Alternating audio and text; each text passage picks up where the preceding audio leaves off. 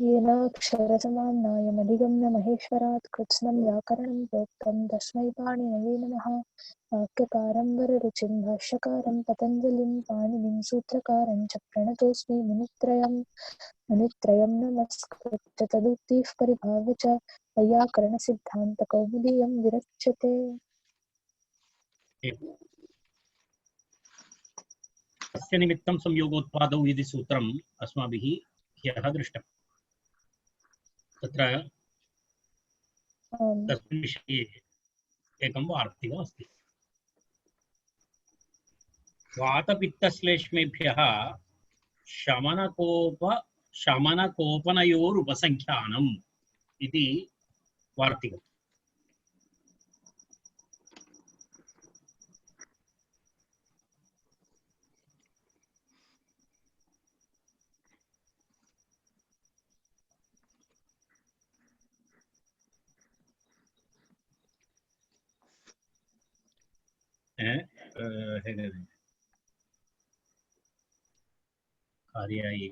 वातपित्तश्लेष्मेभ्यः किं भवति? वातशब्दः, पित्तशब्दः, श्लेष्मशब्दः, एतेभ्यः किं किं कस्मिन् अर्थे? शमनार्थे कोपनार्थे, शमनार्थे कोपनार्थे च उपसंख्यानम्। उपसंख्यानम् इत्युक्ते तत्र कः प्रत्ययस्य कस्य प्रत्ययस्य उपसंख्यानं करणीयं? ठक् प्रत्ययस्य उपतः उपसंख्यानं करणीयम् इति अर्थः। वार्तिकत्रयमस्ति तत्र, त्रीणि वार्तिकानि, न, वार्तिकद्वयमस्ति तत्र। प्रथमं वार्तिकम् एतत्। वातपित्तश्लेष्मभ्यः शमनकोपनयोः उपसंख्यानम्।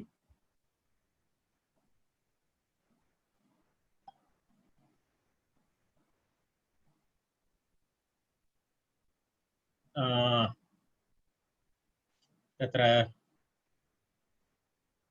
तथा विवरणं किमपि न दत्तं नास्ति तत्र। उपसंख्यानमिति अर्ह्यस्य ठक् इति शेषः तावदेव अस्ति, अन्यत् किमपि न उक्तमस्ति। अस्तु, पश्यतु। वातस्य शमनं कोपनं वा इत्यर्थे ठक् प्रत्ययः भवति चेत् वातिकम् एकनिमेषः। बहु ध्वनिः भवति, तेन कष्टं भवति। वातपित्तश्लेष्मभ्यः शमनकोपनयोः उपसंख्यानम् इति। तर्हि किम् उक्तं? वातस्य शमनम् अथवा कोपनम् इत्यर्थे वातशब्दात् ठक् प्रत्ययः भवति। ठक् प्रत्ययः भवति चेत् ठकारस्य इकादेशः भूत्वा तत्र किं भवति? वातिकम् इति रूपं भवति। वातिकम् इति रूपम्।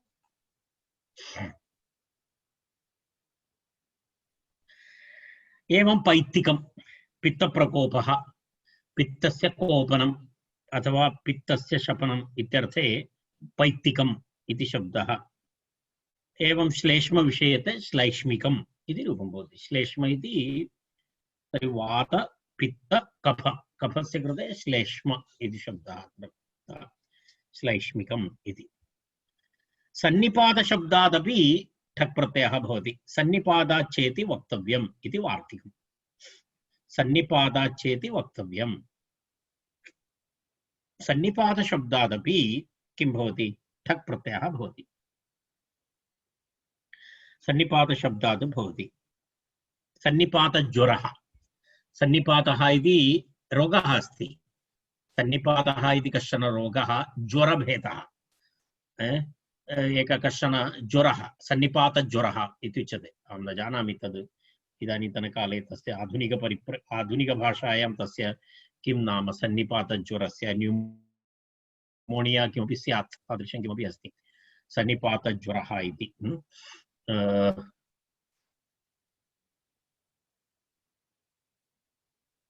तर्हि सन्निपातिकम् इति रूपं भवति। सन्निपातिकम् इति रूपं भवति। तत्र तावदेव अस्ति, सन्निपातिकम् इति।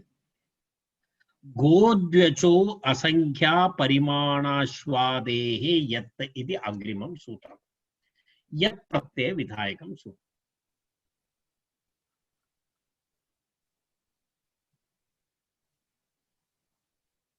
ओ अत्र समाप्तम् एतत् इदानीम् अत्र समाप्तम् इति मन्ये एतत् PDF अत्र समाप्तमस्ति अपरं स्वीकरिष्यामि एकनिमेषम्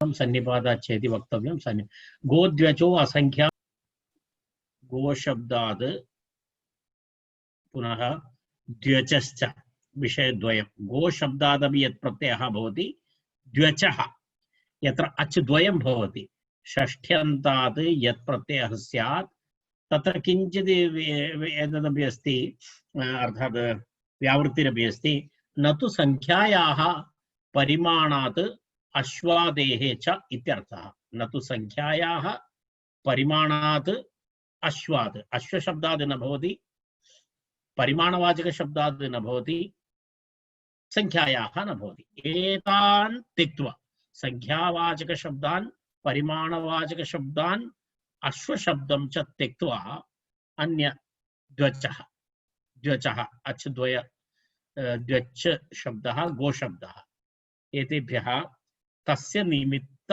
संयोगः वा उत्पातः इत्यर्थे किं भवति यत् प्रत्ययः स्यात् ठकः अपवादः इति उक्तं ठको अपवादः ठकः अपवादः एषः सूत्रार्थः स्पष्टः अस्ति तस्य निमित्त संयोग उत्पातो तद्धिता सर्वम् अतः पूर्वम् अनुवृत्तिः भवति तत्र उदाहरणं पश्यामः गोः निमित्तं संयोगः अथवा उत्पातः वा गव्यः इति गोशब्दः गोः निमित्तं गो निमित्तं संयोगः अथवा उत्पातः वा भवति गो निमित्तम् उत्पातः अपि शुभाशुभं चिन्तयति खलु गोः दर्शनं गोः शकुनम् इत्यादि उत्पातदर्शनं सर्वं भवति तत्र सर्वत्र किं तस्य गव्यः इति संयोगः वा उत्पातः गो यत् गव्य इति रूपं तु बहुवारं कृतम् अग्रे गच्छामि द्वचः द्वचः इत्यस्य उदाहरणम् अच् द्वयं तत्र धन्यः इति धन्यः इत्युक्ते धनं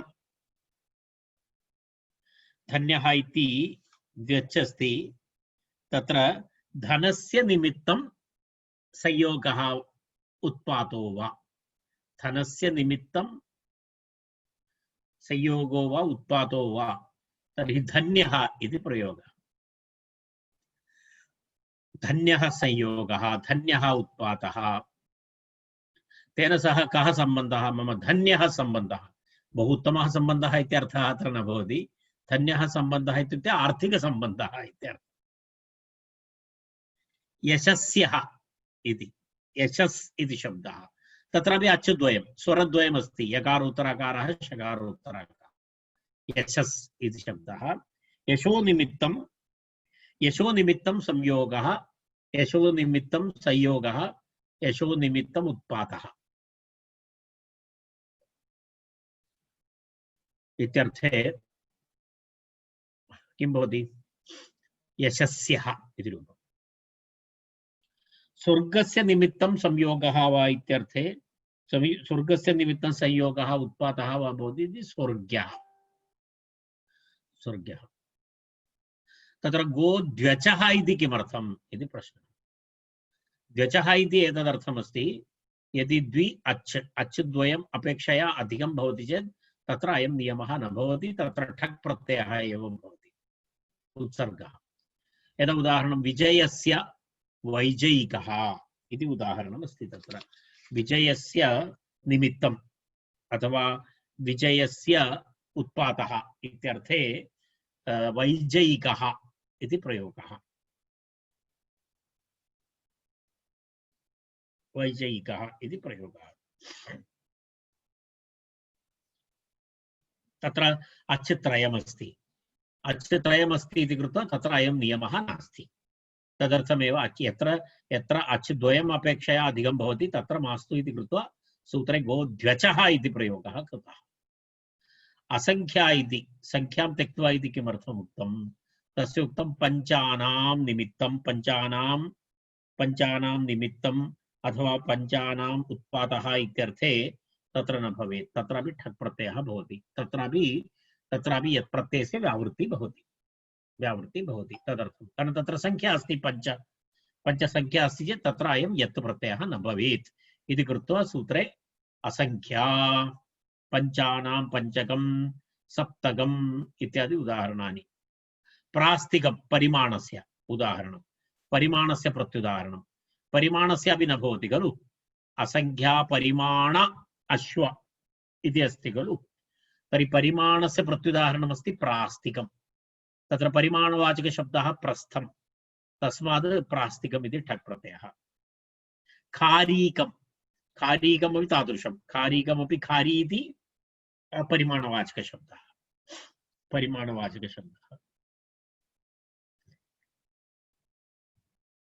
तदनन्तरं पुनः खारीकं, तदनन्तरम् अश्वादि इति उक्तं। तत्र अश्वादेः इति उक्तं। तद्गणः तत्र आश्विकम्, आश्मिकम् इत्यादि प्रत्युदाहरणानि दत्तानि। तत्रापि यत् प्रत्ययः न भवेत्, ठक् प्रत्ययः भवेत् इति।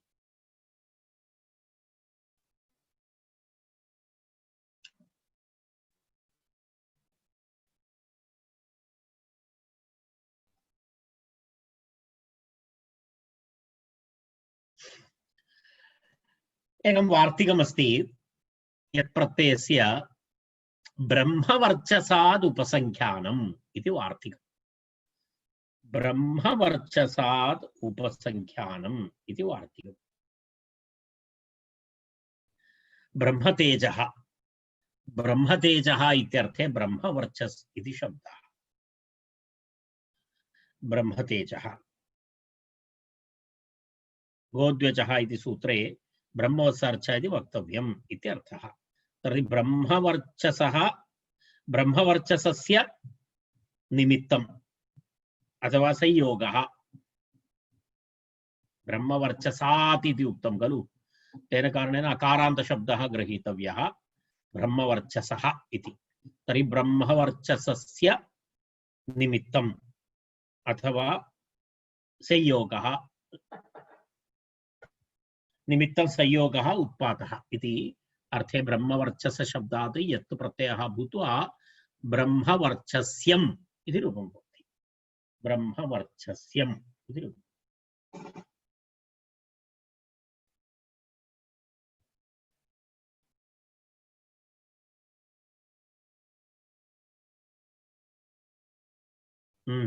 वैदेही बहुत लेट है।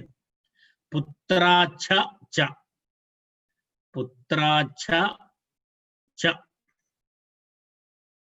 पुत्रात् छ च इति पदच्छेदः। पुत्रात् छ च, चकारग्रहणेन यत् प्रत्ययस्य अनुवृत्तिः भवति। अत्र यत् प्रत्ययस्य अनुवृत्तिः भवति तस्य निमित्तं संयोगो उत्पातौ इति अनुवर्तते।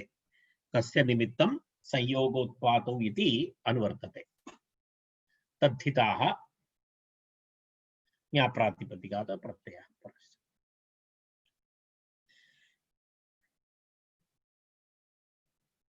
एवं स्पष्टमस्ति। पुत्रः निमित्तं, पुत्रः पुत्र एवमस्ति खलु। उदाहरणं किमस्ति? पुत्रस्य निमित्तम् इत्यर्थे पुत्रस्य निमित्तं संयोगः अथवा उत्पातः शकुनम् इत्यर्थे किं वदति? तत्र छ प्रत्ययः भवति चेत् ई आदेशः भवति, पुत्रीयः इति रूपं भवति। यत् प्रत्ययः भवति चेत् पुत्र्यः इति रूपं भवति। पुत्रीयः, पुत्रीयः इति छ प्रत्ययः। छ प्रत्ययस्य ई आदेशः पुत्र इय यस्येति च इति अकारलोपः पुत्रीय इति। यत् प्रत्ययः भवति पुत्रीय। सर्वभूमि पृथिवीभ्याम् अणञौ इति अग्रिमं सूत्रम्। सर्वभूमि पृथिवीभ्याम् अणञौ, सर्वभूमि पृथिवीभ्याम् अणञौ।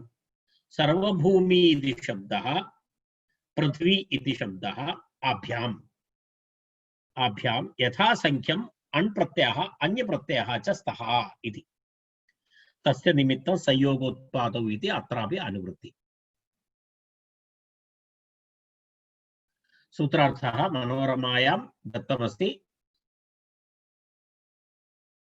तस्य निमित्तम् इत्येव सर्वभूमि पृथिवी आभ्यां यथासंख्यम् अणन्यौ स्तः सर्वभूमि शब्दाद् अण् पृथिवी शब्दाद् अन्य प्रत्ययः च स्याताम्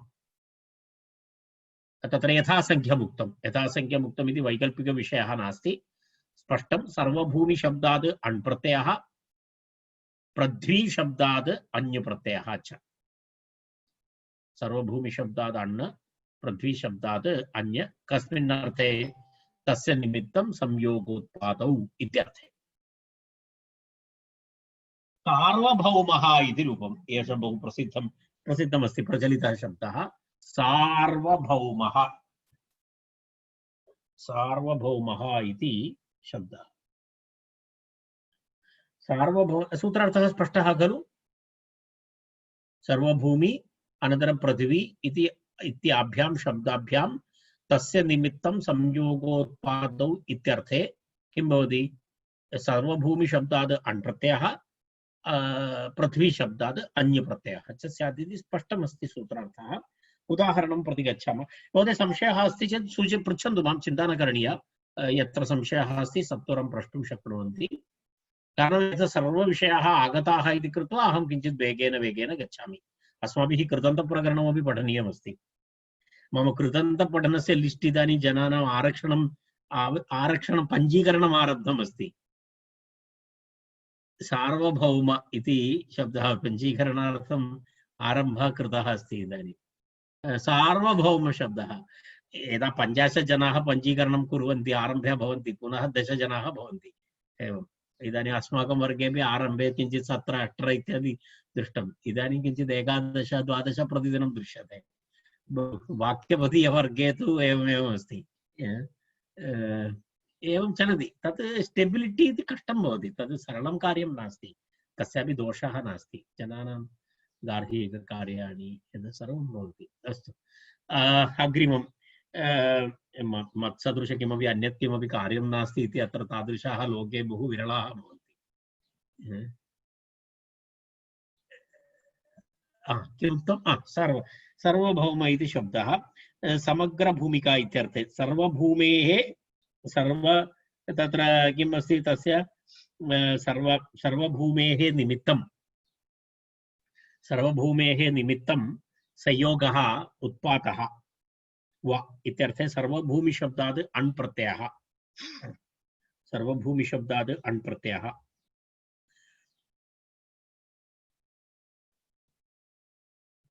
तत्र अयं शब्दः सर्वभूमि शब्दः अनुशतिकादिगणे पठितः चेत् उभयपदवृद्धिः भवति अनुशतिकादीनां च इति सूत्रम् अस्माभिः पठितं पूर्वं तेन नियमेन अत्र किं भवति उभयपदस्यापि आदिवृद्धिः भवति सर्व इति सार्व भवति भूमि इत्यस्य भौमि भवति तर्हि सार्वभौम इकारस्य लोपः भवति खलु इकारस्य लोपः भवति सार्वभौम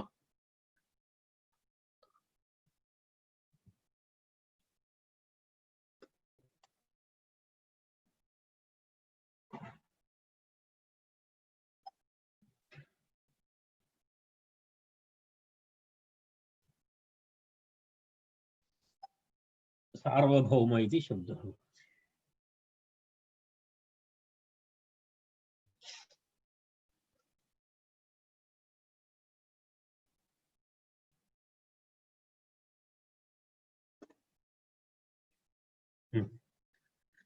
पृथ्वी इति शब्दस्य किं भवति पृथ्वी इति शब्दः अन्यप्रत्ययः भवति पृथ्वी शब्दात् अन्यप्रत्ययः पृथिव्याः निमित्तं संयोगः उत्पातः वा इति पृथ्वी अन्यप्रत्ययः तत्र किं रूपमस्ति पार्थिवः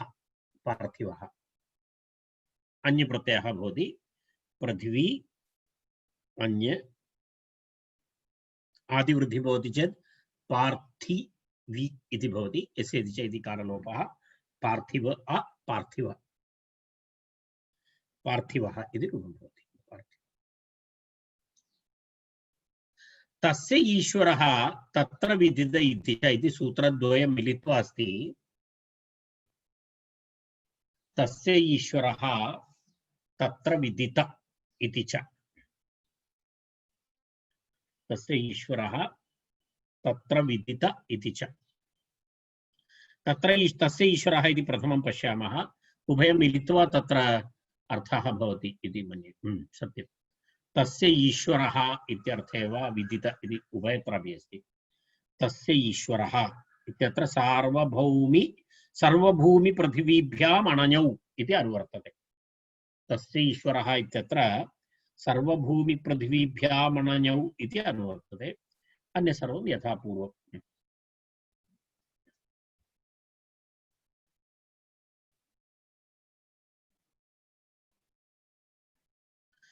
सूत्रद्वयमिदं सर्वभूमि पृथिवीभ्याम् इत्यनुवर्तते तस्य निमित्तं संयोगोत्पादौ इति तु निवृत्तम् इदानीं समाप्तं पुनः तस्य इत्युक्तेः तस्य ईश्वरः इत्यर्थे षष्ठ्यन्ताद् तत्र विदित इत्यर्थे तु सप्तम्यन्ताद् अणञौ स्तः सूत्रस्य द्वयोरपि अर्थः भिन्नः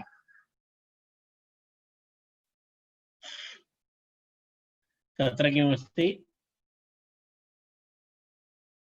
प्रथमसूत्रस्य अर्थः कः अस्ति वस्तुतः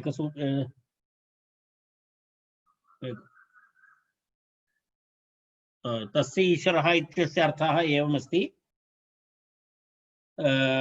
षष्ठ्यन्त सर्वभूमि शब्दात् पृथ्वी शब्दात् षष्ठ्यन्त सर्वभूमि एवं पृथ्वी इति प्रातिपदिकद्वयं तस्मात् स्वामी इत्यर्थे क्रमशः अण् प्रत्ययः अन्य प्रत्ययः च भवति इति एकः अर्थः जातः षष्ठ्यन्त शब्दस्य विषये तत्र विदित इत्यर्थे किं भवति तत्र सार्वभौमः इति रूपं भवति रूपं तु समानमेव अस्ति तत्र किं भवति विग्रहवाक्यं सर्वभूमेः ईश्वरः सर्वभूमेः ईश्वरः इत्यर्थे अण् प्रत्ययः भूत्वा सार्वभौमः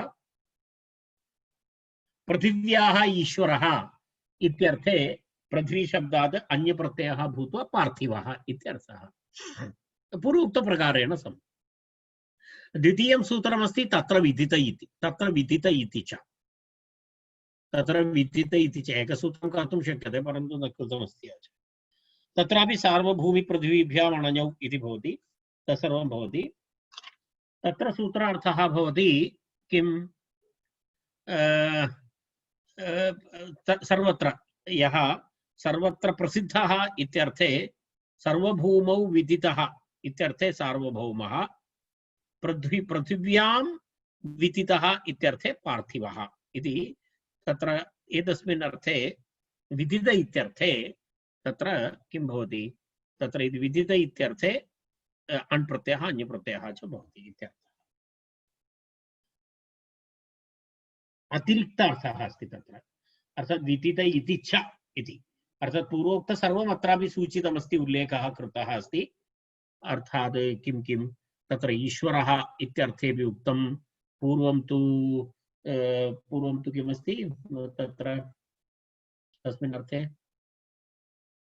सार्वभौम प्रथमं किमस्ति तत्र तस्य निमित्तम् इति अर्थे सत्यं तत्सर्वेषु अर्थेषु तत्र विदित इति चेत् पुनः आचार्यः तदपि उच्यते अत्र पूर्वोक्त अर्थेभ्यः तद् भवत्येव अतिरिक्तं विदित इत्यर्थे अण् प्रत्ययः अन्य प्रत्ययः च भवति इति सर्वभूमौ विदितः इति सार्वभौमः पृथिव्यां विदितः इति पार्थिवः इति प्रथमः अण् प्रत्ययः अनन्तरम् अन्य प्रत्ययः एवमस्ति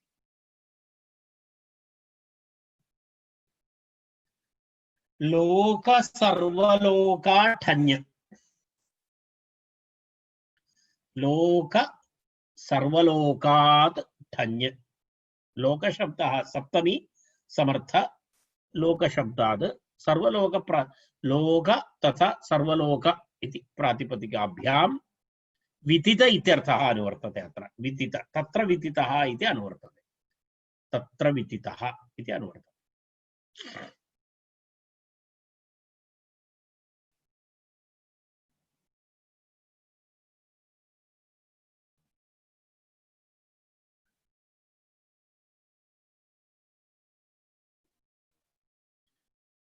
विदिते अर्थे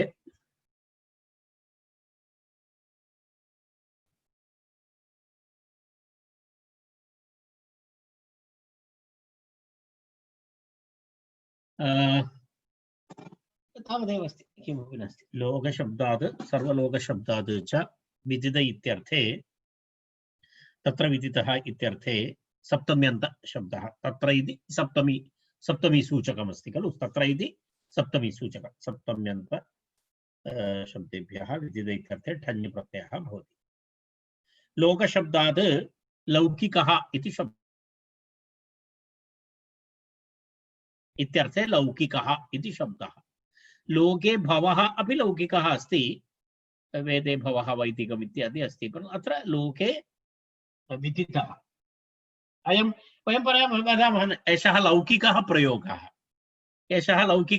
इत्युक्ते लोके विदितः प्रयोगः एषः इत्यर्थे लौकिकः प्रयोगः लोके विदितः इत्यर्थे कः प्रत्ययः ठञ् प्रत्ययः आदिवृद्धि लौ भवति लो तदनन्तरं पुनः इक आदेशः लौकिक इति एवमेव सर्वलोके विदितः सार्वलौकिकः अनुषदिकादिगणे अस्ति इति कृत्वा उभयपदवृद्धिः अस्ति अनुषदिकादीनां च सर्वलोकशब्दः अनुषदिकगणे अस्ति अनुषदिकादिगणाम् इति गणे अस्ति इति कृत्वा उभयपदवृद्धिः भवति सर्वशब्दस्यापि वृद्धिः भवति लोकशब्दस्यापि वृद्धिः भवति तेन सर्व सार्व भवति लोक लौक भवति ठ इक सार्वलौकिक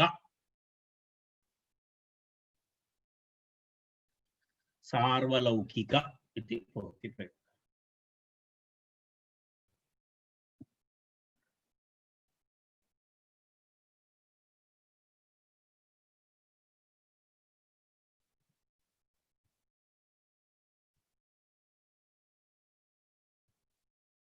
अग्रे किं सूत्रम्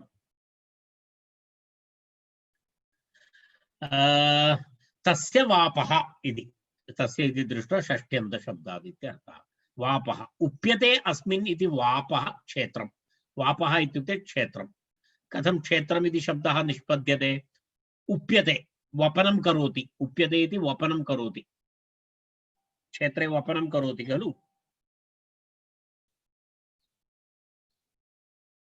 षष्ठी समर्थ प्रातिपदिक वापः इति वाच्यं यत्र भवति वापः यदा वाच्यः भवति तत्र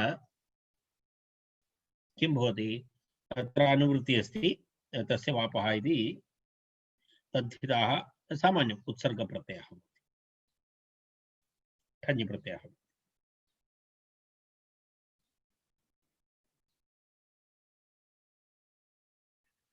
प्रस्थस्य वापः क्षेत्रं प्रस्थस्य वापः प्रास्थिकं पश्यतु पुरातनकाले एवमपि गणना भवति स्म एवं परिमाणवाचक प्रस्थ इति किमस्ति प्रस्थ इति एक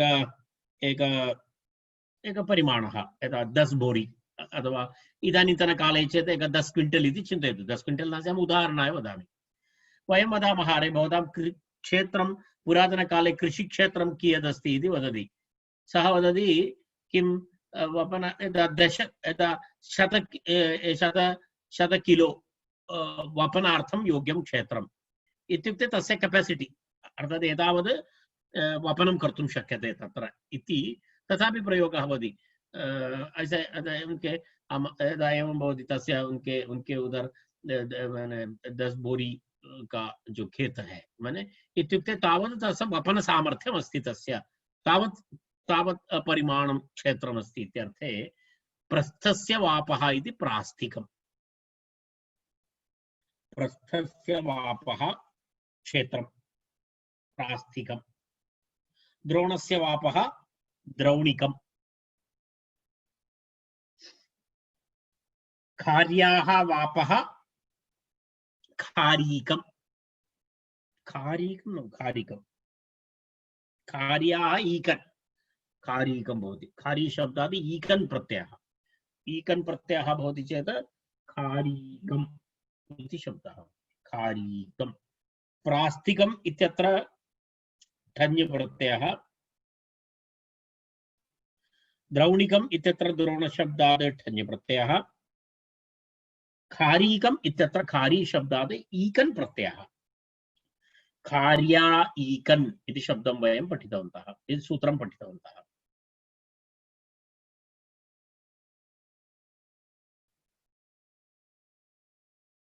पात्राष्ठन् इति अग्रिमं सूत्रम्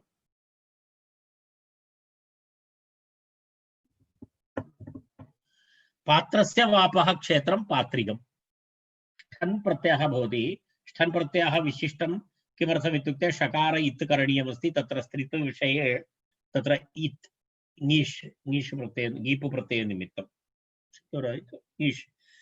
ङीष् प्रत्यय निमित्तं तत्र प्रयोगः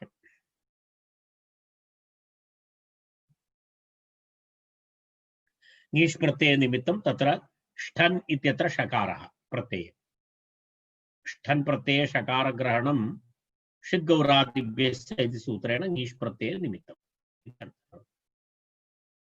पात्रस्य वापः पात्रमित्यपि एकः परिमाणवाचक शब्दः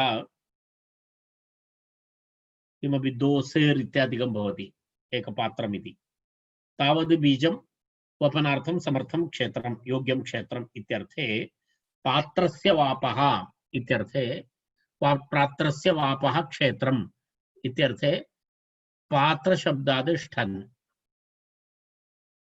इक पात्र इक यस्येति च इति अकारलोपः पात्रिका पात्रिकम् क्षेत्रभक्तिः इत्यर्थे पात्रिकी इति शब्दः क्षेत्रभक्तिः इति तस्य भागः इति पात्रिकी क्षेत्रभक्तिः अर्थात् पात्रिकी क्षेत्रभक्तिः इत्युक्ते पात्रं बीजं वपनं योग्यं कर्तुं क्षेत्रस्य कश्चन भागः इत्यर्थे क्षेत्रभक्तिः इति शब्दः पात्रिकी क्षेत्रभक्तिः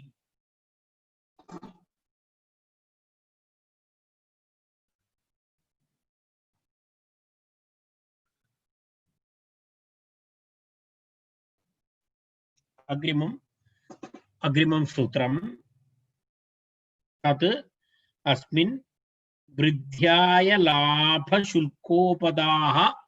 दीयते इति अग्रिमं सूत्रं तस्मिन् वृद्ध्याय लाभशुल्कोपदा दीयते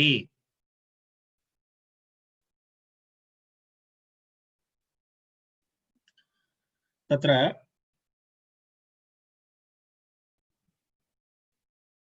वृद्धि आयः लाभः शुल्कम् उपदा वा दीयते इत्यर्थे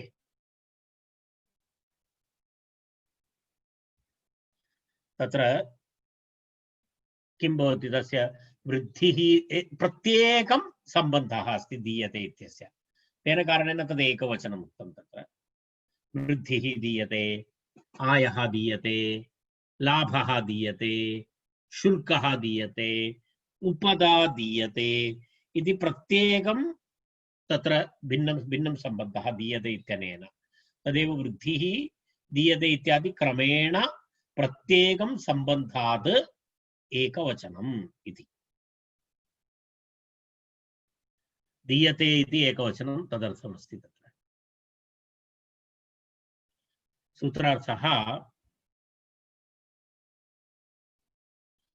एवं च तदस्मिन् वृद्धिः दीयते तदस्मिन् आयः दीयते तदस्मिन् शुल्को दीयते तदस्मिन् उपदा दीयते इत्यर्थेषु प्रथमान्त यथा विहितं ठञादयः स्युः इत्यर्थः पूर्वोक्त प्रत्ययाः एव भवन्ति, परन्तु एतेषु अर्थेषु भवन्ति। केषु केषु अर्थेषु? वृद्धि, आयः, लाभः, शुल्कः, उपदा इत्यर्थे भवति।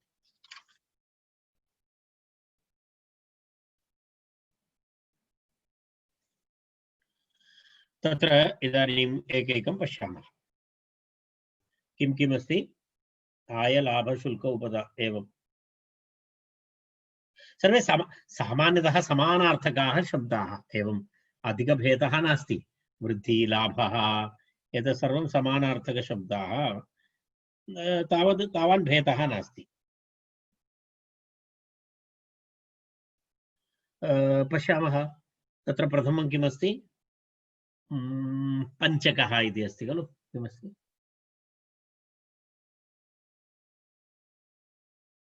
पंच अस्मिन्, राइट। पंच अस्मिन् वृद्धिः वा आयः वा लाभो वा उपदा वा दीयते इत्यर्थे तत्र किं भवति?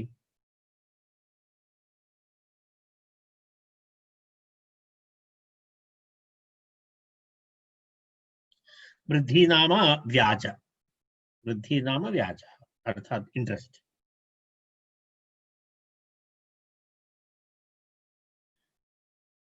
अनन्तरं तद् साहूकारः कुसीदः सः यद् धनं स्वीकरोति तद् वृद्धि।